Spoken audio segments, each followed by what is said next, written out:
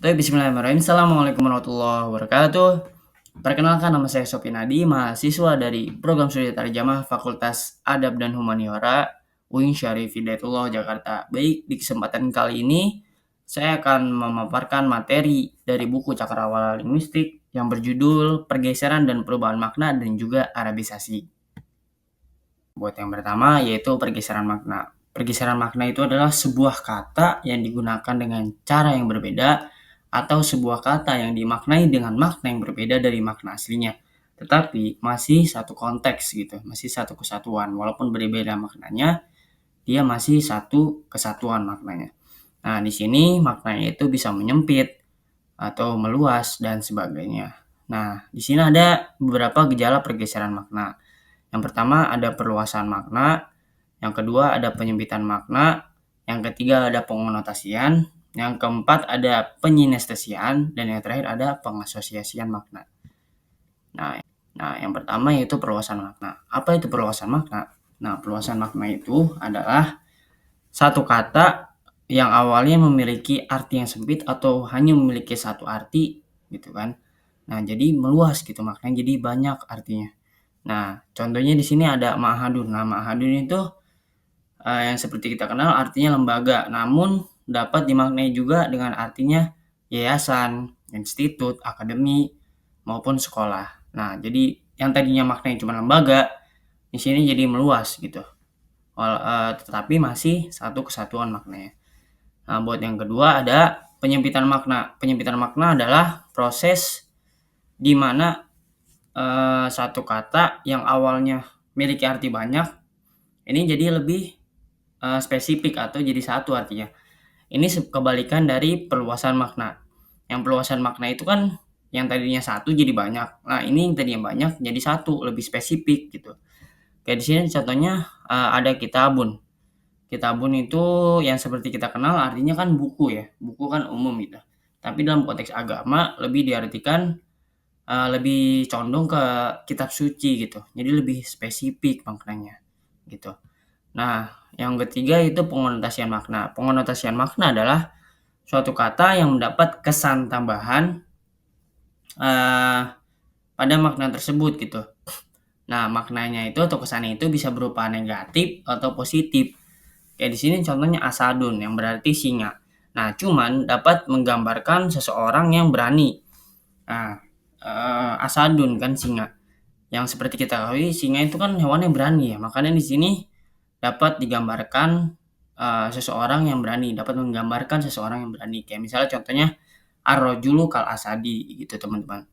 Nah, buat yang selanjutnya yaitu penginestesian makna. Nah, penginestesian makna itu apa? Penginestesian makna itu adalah suatu kata yang awalnya digunakan untuk salah satu indera, tetapi ini malah digunakan untuk pengalaman indera yang lain gitu. Kayak misalnya di sini contohnya sautul matori yarkoshu ala astohi, yang artinya suara hujan menari di atas atap. Nah, ini sebenarnya menggabungkan antara indera penglihatan dan juga indera pendengaran, teman-teman. Kenapa bisa begitu? Nah, kita fokus ke kata menarinya. Nah, menari lebih identik kan kayak kita lihat penari nih, melihat penari itu menari kan, ya kan? Nah, itu kan identik dengan indera penglihatan kita tuh. Tetapi di sini malah digunakan untuk pengalaman mendengar hujan gitu. Malah digunakan untuk suara gitu kan yang identik dengan indera pendengaran gitu, teman-teman. Itu namanya penginestesiaan. Nah, yang terakhir itu ada pengasosiasian makna. Nah, pengasosiasian makna adalah sebuah kata yang mendapat makna tambahan berdasarkan hubungannya dengan sesuatu yang relevan. Nah, di sini contohnya ada najmun yang artinya bintang. Namun dapat digambarkan sebuah ketenaran gitu, kayak misalnya bintang film atau sebagainya, superstar gitu kan. Itu teman-teman pengasosiasian makna. Nah, buat yang selanjutnya di sini ada perubahan makna. Perubahan makna itu adalah gejala pergantian rujukan yang berbeda dengan rujukan yang semula. Nah, kayak simpelnya gini. Jadi ada satu kata dalam rujukan ini atau konteks ini artinya A, dalam konteks lain artinya B gitu, berbeda. Nah, kayak misalnya contohnya di sini ada hatif. Nah, hatif ini dalam konteks tasawuf artinya suara tanpa rupa.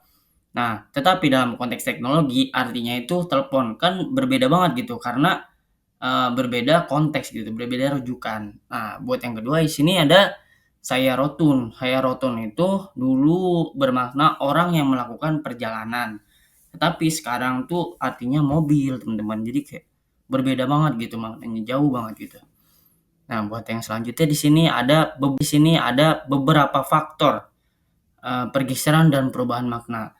Nah, pergeseran dan perubahan makna itu Parera menyebut ada faktornya, teman-teman. Di sini yang pertama itu persepsi yang berubah dari waktu ke waktu berdasarkan pemakaiannya. Jadi persepsi orang tuh dari waktu ke waktu berubah gitu terhadap makna kata tersebut. Kayak di sini contohnya hijab. Hijab itu dulu artinya penghalang, ya udah penghalang apapun gitu, mau penghalang jendela, penghalang tirai gitu kan. Nah, cuman sekarang lebih kayak hijab tuh kayak penutup kepala yang seperti kita kenal gitu kan, hijab yang dipakai perempuan. Nah, itu faktor yang pertama. Nah, yang kedua, ada ketidakkaburan dan ketidakpastian makna. Di sini contohnya ruhun. Nah, roh ini dalam orang Arab ya udah artinya roh gitu, roh manusia. Tetapi kan dalam eh, masyarakat kita gitu kan Indonesia kayak lebih apa ya, lebih identik, dengan hal-hal yang berbau mistis gitu teman, kayak rohnya gentayangan atau arwah penasaran gitu kan. Nah itu faktor yang kedua. Nah faktor yang ketiga itu ada kehilangan motivasi. Nah di sini contohnya ada komarun. Nah komarun itu, orang Arab biasanya digunakan dalam puisi klasik untuk memuji seseorang yang cantik dengan membandingkannya dengan keindahan bulan. Namun pada penggunaannya di zaman modern ini, itu nggak langsung dipahami teman-teman, nggak bisa langsung dipahami gitu. Makanya, orang-orang ini udah jarang gitu nggunain kata komarun ini. Malah sekarang tuh ya udah kayak cuman simbol kecantikan doang gitu. Nah, buat yang keempat itu ada salah kaprah. Nah, salah kaprah itu kayak, kita nih udah kenal nih kata ini dari dulu. Jadi kayak, di keluarga kita, atau kampung kita lah menyebutnya kata itu tuh. Cuman sebenarnya artinya itu salah gitu. Jadi sampai sekarang tuh ya dimaklumi aja gitu. Kayak misalnya di sini contohnya saumun. Saumun kan artinya puasa ya teman-teman. Cuman masyarakat kita itu lebih kayak saumun tuh cuman menjaga diri dari supaya nggak makan sama minum. Sebenarnya arti dalam Islami kan luas ya. Menahan diri dari emosi atau menahan kita supaya nggak ngomong kasar gitu kan selama berpuasa itu. Sebenarnya luas gitu. Nah, terus yang terakhir di sini ada struktur kosakata yang bersifat terbuka. Nah, kayak contoh, ilmu bahasa kan kayak morfologi, sintaksis itu kan tertutup, ya udah, jadi itu aja gitu kan. Nah, kalau bahasa ini beda teman-teman kalau kosakata ini. Dia terbuka, artinya kayak misalnya di sini television. Nah, television tuh dari bahasa luar teman-teman. Jadi, ya gitulah, kosakata itu bisa diambil dari mana aja, makanya bersifat terbuka gitu. Dalam bahasa Arab di sini artinya television, ini dari bahasa luar yang diserap ke bahasa Arab gitu.